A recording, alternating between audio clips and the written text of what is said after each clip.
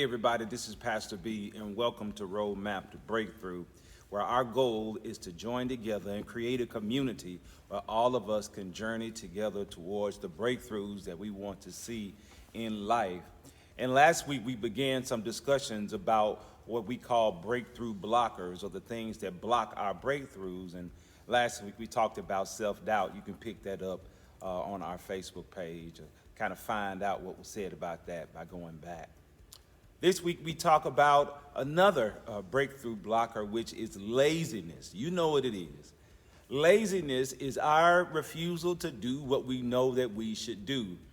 And sometimes laziness manifests itself in some pretty silly ways, like refusing to take the old toilet paper roll off of the toilet paper holder and putting the new roll, or trying to put the new roll over the old roll holder, or sitting on the box that holds the chair that you bought for your desk instead of opening the box and putting the chair together, or putting books on top of a bookshelf instead of putting the books in the bookshelf.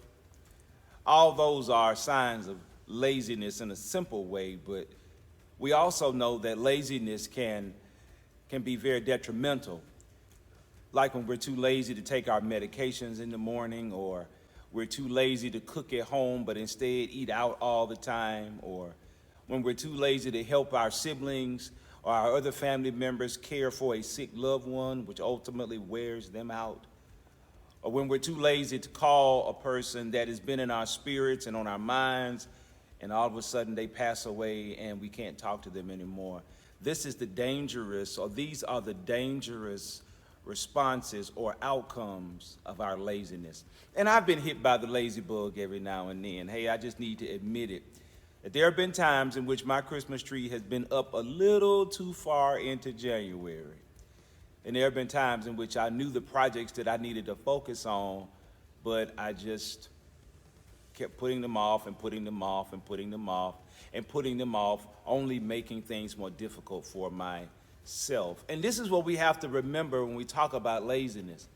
Some people say that the cure of laziness is more discipline. You need more discipline, but I don't think that's the case. I think that the cure for laziness, I know in my life, is to remember that when I'm lazy, I only hurt myself.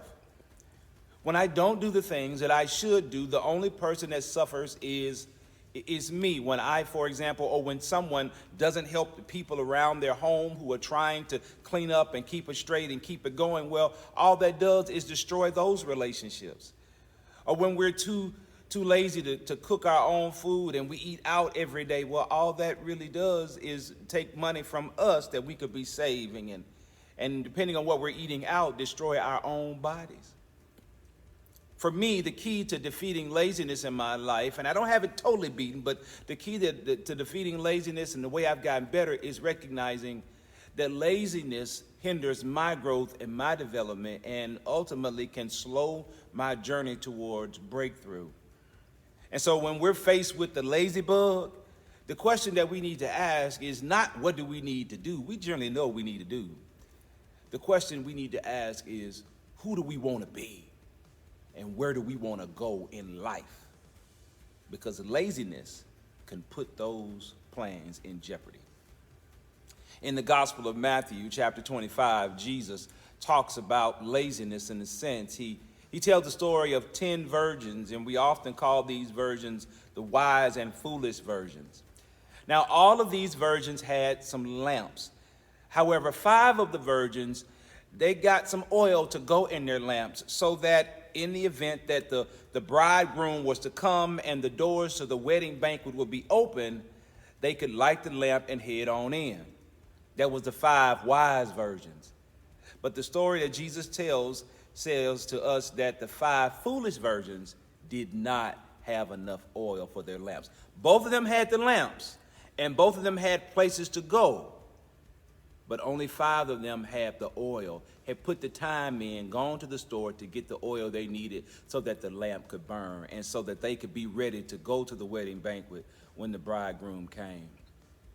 They all got sleepy because the bridegroom took his time and was delayed. And then when he came and the trumpet sounded and the bell rang and everybody woke up headed to the wedding banquet, of course, those 5 wise virgins who had the oil. They got their dress, they got their lamps, and they got their oil, and they headed to the wedding banquet with their lanterns lit.